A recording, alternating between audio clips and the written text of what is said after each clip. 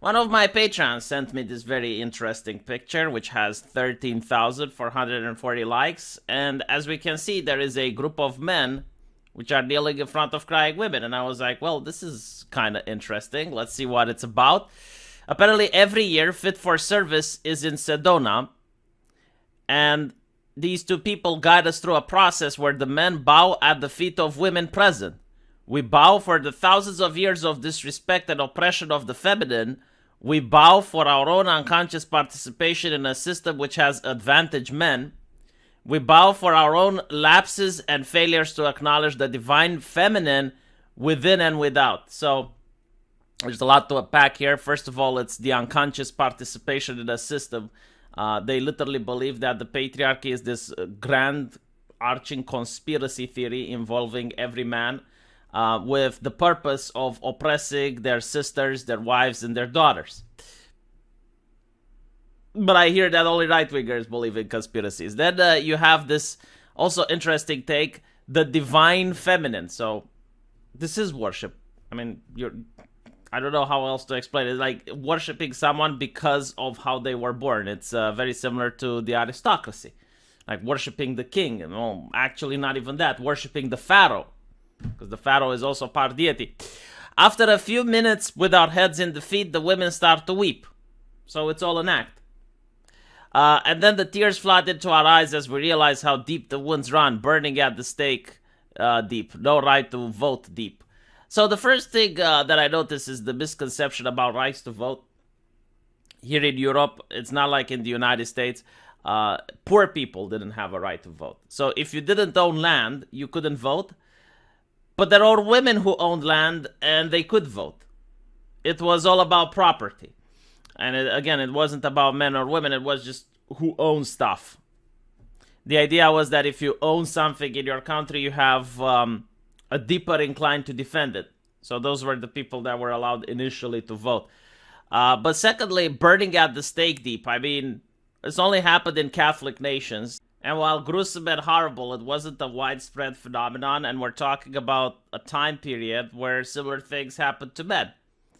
But okay, let's assume that I would live in a horrible time where other men are being burned at the stake. Okay, like let's imagine this. Let's use empathy. We're putting ourselves into the shoes of certain people that are living in very, very difficult times.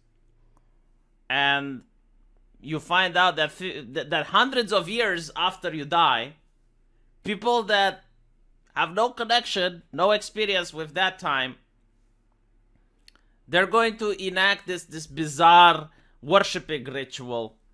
How will that make you feel? Because honestly, I wouldn't care. I mean, if I am to think about something that happened closer to home, my parents experienced communism with severe human rights abuses. But that's what my parents experienced. Now, the only thing I want is for that not to happen again in my generation or my children's generation. But if I were to have the sons of communists come up and apologize to me, I'd be like, what the fuck are you doing? Get up. Like, you didn't do anything to me. For the world to return to balance, the feminine wing of humanity needs to be restored to its full divine potentiation. I have said many times before on stage to my wife, to every goddess I meet, no, like, I'm generally starting to think that this might be part of a fetish. I mean, this is very bizarre reading. This is levels of religiosity that shouldn't exist in a secular movement. I will fight for them and support them with my heart until my last breath is the only thing that truly motivates me. Well, good, that means you're a man. Like, this is your role in life. As a man, you should defend the woman you love with the last breath, if needed. But the problem is that you seem to love all the women. You're supposed to pick one, okay? Like, that's how it's supposed to go. You're supposed to pick one, everyone else gets to pick one, and everyone gets to defend them. That is your role as a man, absolutely. I made a post last week which some people interpreted as conflicting this ethos. It was painful to be misconstrued, but I also understand where I could have been more clear with my intention. First, by acknowledging the context of a history of oppression we are all looking to correct. Well, the battle has been won. You know, we have this saying in Romania, after the war, many brave people step up. It's like the war is over, okay? The only reason you're stepping up is because there's no more fighting to do. And you're showing everyone, it's like, if they were still here, yeah, but they're gone. Like, the battle is won. You know, imagine after the war with Ukraine, like certain brave Ukrainians stepping up, like, where are the Russians? Where are the Russians? Like, well, they're gone. There's no more war, okay? This is what these people are doing. I genuinely think that there is a generation of people that have been trained to be revolutionaries, to fight the powers, but there's no more powers to be fought. Like, it's over. You won. But they can't handle that. Like, they want to be viewed as heroes and champions. So they're doing this, thinking that they're changing anything. Like, what are you changing? What laws do women not have in 2022 in your country?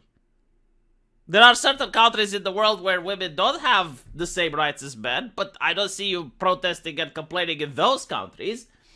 No, you're complaining in the first world. Alright, very interesting. And by the way, do women even agree with you? Because this is another thing that I keep hearing. It's like women staying at home is oppression. And it's usually when a woman chooses to stay at home, like the actress who plays Penny in The Big Bang Theory, she made the statement that she chose to stay at home and cook for her boyfriend. And this got feminists to attack her, like vilely, viciously on Twitter. And I'm thinking like, okay, so again, putting myself into their shoes, empathy, right? Like, this is how I do it. It's like, how would it be if I was in their position? So I get to marry a beautiful, buxom lady, right? Like a supermodel, very hot woman. I get to stay at home. She gets to work. She brings money for me. And all I do is, like, what? Clean the house? That's oppression? But getting a job at McDonald's, flipping burgers, or working at an IT company, crunching numbers and staying there 12 hours a day, that is liberation? That is liberation. So working for a corporation is liberation. Having to spend an hour so that you can't see your own kids, that is liberation. Choosing to stay at home and being a housewife, that is oppression. What an interesting ideology. Now, I think that women should choose, right? Like, if you have the opportunity to stay home, okay. If you want to go to work, that's fine. But this is not what this ideology teaches. Like, if you read the literature, it says that women who make the decision to stay at home and be housewife, they reinforce harmful gender roles and are actually agents of the patriarchy. Rita Sarkeesian said this herself, that every woman who makes the wrong choice, she's not making an individual choice, she's actually making a collective choice. Because it's a collectivist ideology, right? It's like women. Like, they believe they have discovered the human experience of being a man and the human experience of being a woman. And they have nailed it down to the point where if a person doesn't behave according to the stereotype that they envisioned, then that person is not authentic. So that may be a woman suffering from internalized misogyny. It might be a man that's a feminist ally, depending on, right? But they narrow it down. Like, they know exactly the human behavior. They're onto you. I do want to say that I do like a part of the ending, saying that this doesn't mean fighting against those who believe differently. If the feminine wing and the masculine wing are busy fighting against each other, or the colored feathers are fighting against each other, the bird of humanity will fail. Oh my god, like these metaphors. But yes, like men and women are there to complete each other. Now, I don't see this as being equal. I don't know, I'm looking at this picture. I genuinely don't see it as being equal. And also, none of these women has suffered burning at the stake. None of these women has suffered oppression. I mean, no more than any other person living in the first world. So, no, I don't think that this is appropriate. You shouldn't apologize to people who didn't suffer hardship. And this is not Assassin's Creed where we share the generational memory of our ancestors and stuff. That is ridiculous. But this is a form of progressive worship. This is what happens when you take religion away from people. Like, people have the need to worship. And you took it away. So now, there. Let me know what you guys think, though. And I'll see you in the comment section. Take care.